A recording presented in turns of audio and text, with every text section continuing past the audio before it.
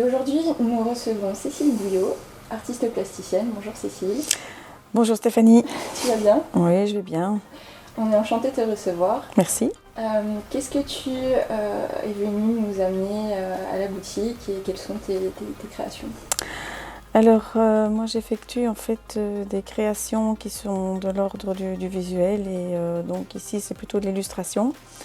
Je dessine, depuis que je tiens un crayon, à peu de choses près. Je peins également et qui sont dans des registres, je dirais, assez différents, tandis qu'ici, on pourra voir que l'illustration est souvent en noir et blanc ou en bichromique, voilà, de l'ordre du spontané. Génial.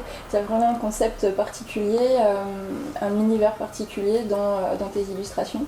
Oui, tout à fait, c'est-à-dire que c'est un rapport à soi.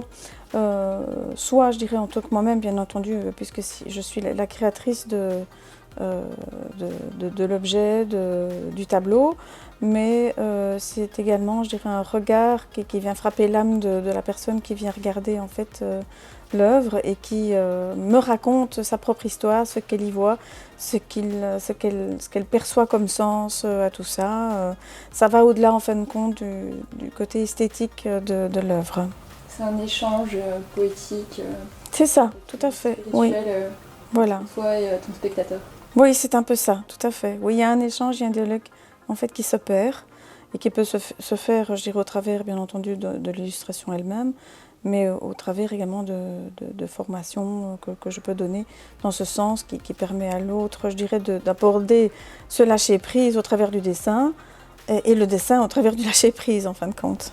C'est une super belle démarche. Voilà.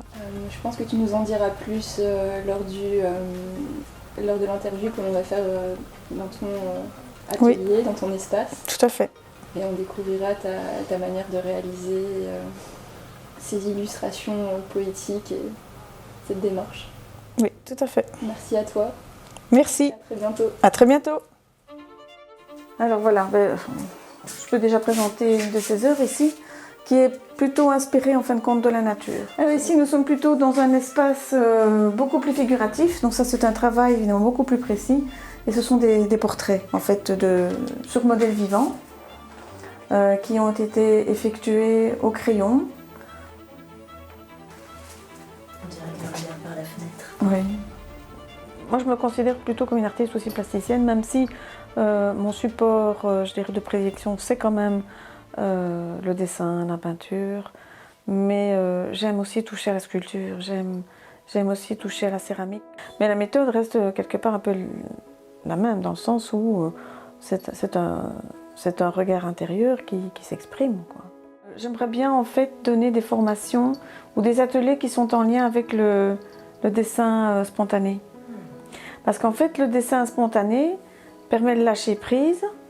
Ça c'est une chose, mais c'est chou vers chou. Enfin, tu as d'une pierre deux coups dans le sens où ceux qui pensent ne pas savoir dessiner, en fait, savent dessiner. Et donc c'est une manière d'appréhender en fait le dessin de manière assez souple, fluide et détachée, je dirais, du contrôle. Alors, d'habitude, en fait, je fonctionne de manière très spontanée, donc ce qui fait que je n'ai pas du tout d'a priori sur ce que je vais produire. En fait, voilà, des processus, par exemple comme celui-ci, rien du tout a été, je dirais, produit dans ma tête à l'avance. Je pars de quelque chose et voilà, par exemple, à quoi ça peut aboutir. Je peux avoir aussi d'autres réflexions, enfin, je dirais, c'est même pas une réflexion en fait, c'est vraiment une production instantanée. Et ici, donc, la réflexion était vraiment présente parce que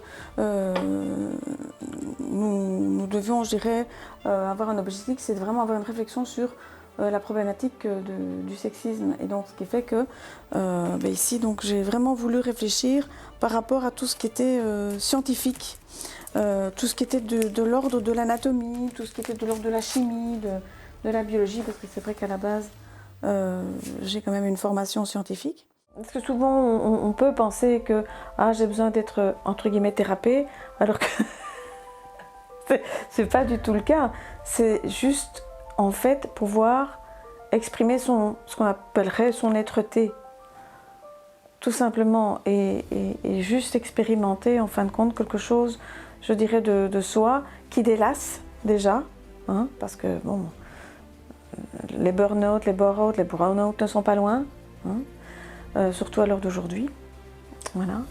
Et donc ça permet vraiment, je dirais, de lâcher prise en fait.